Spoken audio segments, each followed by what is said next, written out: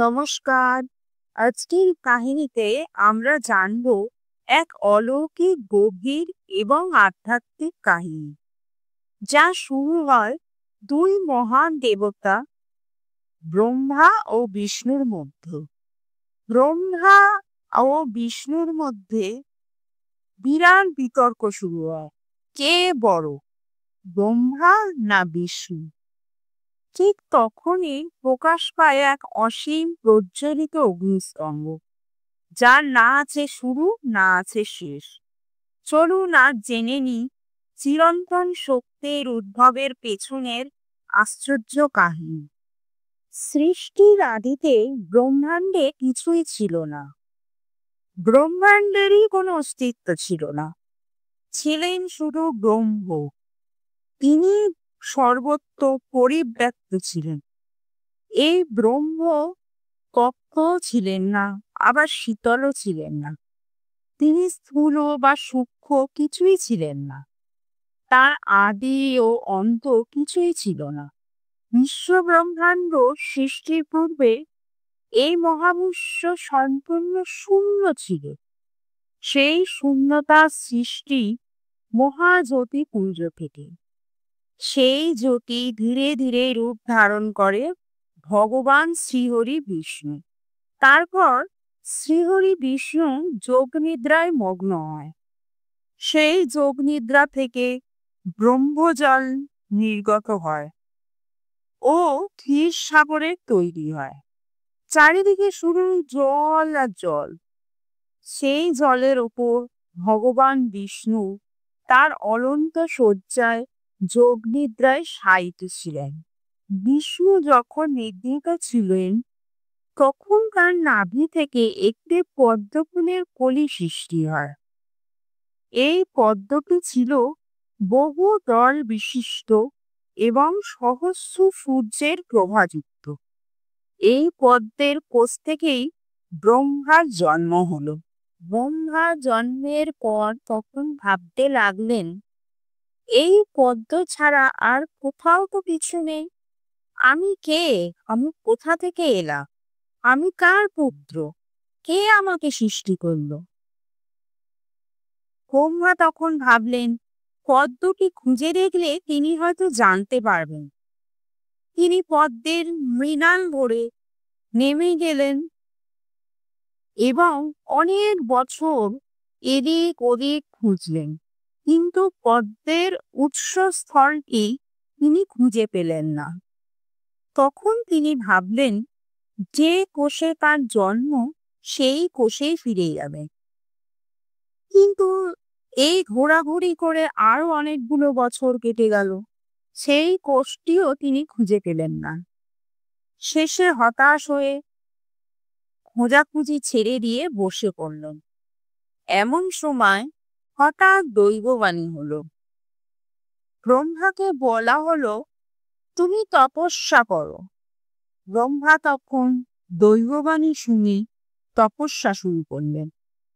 কয়েক বছর পর শঙ্খ চক্র গদা পদ্মধারী চতুর্ভুজ বিষ্ণু ব্রহ্মার সম্মুখে এলেন। ব্রহ্মা তাকে চিনতেন না। তিনি জিজ্ঞাসা করলেন, আপনি কে? বিষ্ণু সরাসরি উত্তর না দিয়ে বললেন, পুত্র, ভগবান বিষ্ণু তোমায় সৃষ্টি করেছেন। ব্রহ্মা তখন রেগে বললেন, আপনি আমায় পুত্র সম্বোধন করার কে?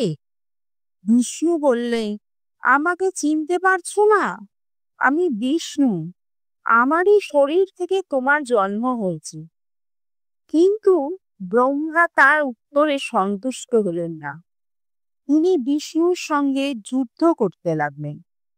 ব্রহ্মা ও বিষ্ণু তাদের মধ্যে কে শ্রেষ্ঠ তা নিয়ে কখন অনেক বছর ধরে বিভিন্ন স্থানে যুদ্ধ করে চলেছে।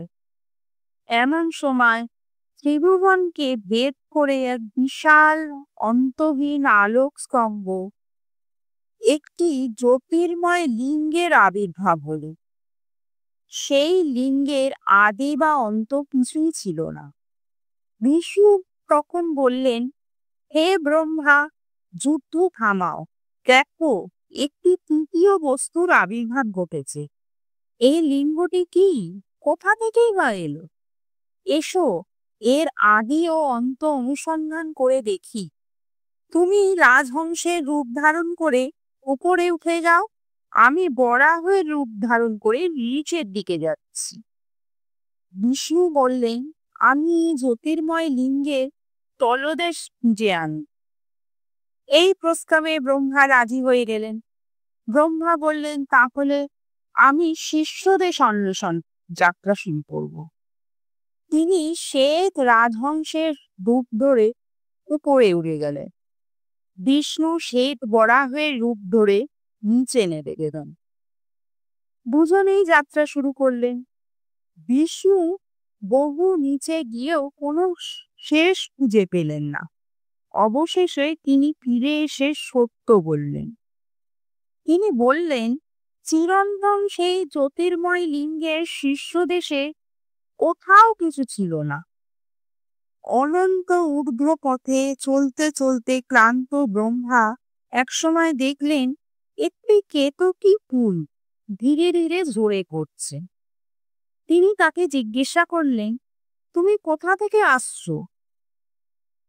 কেতকী বলল, আমি জ্যোতির্ময় লিঙ্গের শীর্ষদেশ থেকে ঝরে পড়ছি। এই কথা শুনে ব্রহ্মার মনে জন্ম নিল এক চতুর পরিকল্পনা। তিনি কেতকীকে অনুরোধ করলেন, চলো, তুমি সাক্ষী দাও যে আমি শীর্ষদেশে পৌঁছেছি। কেতকী রাজি হয়ে গেল। সে জ্যোতির্ময় লিঙ্গের উৎস সন্ধানে যেখানে বিষ্ণু অপেক্ষা করছিলেন সেখানে দুজনেই ফিরে এলেন। ব্রহ্মা ও বিষ্ণু তাদের রাজহংস ও বরাহের রূপ পরিত্যাগ করলেন। ব্রহ্মা ঘোষণা করলেন, আমি জ্যোতির্ময় লিঙ্গের চূড়ায় পৌঁছেছি, আর এই কেতকী ফুল তার সাক্ষী। ব্রহ্মা মিথ্যা বললেন যে তিনি উৎসটি খুঁজে পেয়েছেন। বিষ্ণু কিন্তু তার পরাজয় স্বীকার করে নিলেন। তখন সেই জ্যোতির্লিঙ্গ থেকে এক পঞ্চানন দশভুজ দেবতার আবির্ভাব ঘটল তাদের সম্মুখে। ইনি মহাদেব শিব। আর্দ্রা নক্ষত্রের রাতে শিব স্বয়ং অগ্নিময় আলোক স্তম্ভ রূপে আবির্ভূত হয়েছিলেন। সৃষ্টির প্রারম্ভে ভগবান বিষ্ণু ও প্রজাপতি ব্রহ্মা ভগবান শিবের অগ্নিরূপী লিঙ্গের দর্শন লাভ করেছিলেন। সেই অনাদি আদি লিঙ্গ দর্শন করে প্রজাপতি ব্রহ্মা ও ভগবান বিষ্ণু স্তব করলেন। অখণ্ড সর্বোচ্চ সত্যের প্রতীক মহাদেব নিজেই তখন লিঙ্গরূপ থেকে প্রকাশিত হলেন। তার ত্রিনয়ন জ্বলছে ক্রোধে। তিনি বললেন, হে ব্রহ্মা, তুমি সত্য উপলব্ধি না করেও অহংকারের বশে মিথ্যা বলেছ। আর কেতকী, তুমি জেনে শুনে সেই মিথ্যায় সায় দিয়েছ। তাই আজ থেকে কেতকী ফুল আমার পুজোয় নিষিদ্ধ করছি। তখন থেকে কেতকী পুষ্প শিব পূজায় বর্জিত। আর মহাদেব নিজে আবির্ভূত হয়ে ব্রহ্মাকে শাপ দিলেন যে কোনো অনুষ্ঠানে তার কোনো স্থান হবে না। অন্যদিকে সত্য কথা বলার জন্য তিনি বিষ্ণুকে আশীর্বাদ করে বলেন যে সৃষ্টির অন্তিমকাল পর্যন্ত তিনি পূজিত হবে। মহাদেব বললেন, আমরা একই সত্তার তিনটি অংশ। ব্রহ্মা সৃষ্টিকর্তা, বিষ্ণু তুমি রক্ষাকর্তা ও আমি ধ্বংসকর্তা। আমার শরীর থেকে রুদ্র নামে আর এক সত্তার জন্ম হয়েছে, যদিও রুদ্র আর আমি একই সত্তা। ব্রহ্মা, আপনি এবার সৃষ্টিকর্ম শুরু করুন। এই বলে মহাদেব অদৃশ্য হয়ে গেলেন। এই কাহিনীর গভীরে আছে এক অনন্ত সত্য।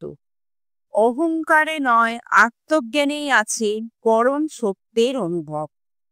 ব্রহ্মা ও বিষ্ণুর অহংকার যখন সীমা ছাড়ায় তখনই প্রকোপ হন শিব।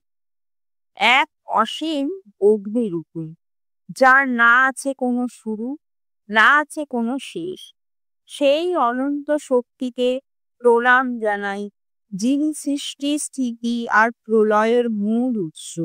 ভিডিওটা যদি ভালো লেগে থাকে অবশ্যই জানাবেন কমেন্ট করে। আরও এই ধরনের ভিডিও দেখার জন্য লাইক ও সাবস্ক্রাইব করবেন। ওম নমঃ শিবায়।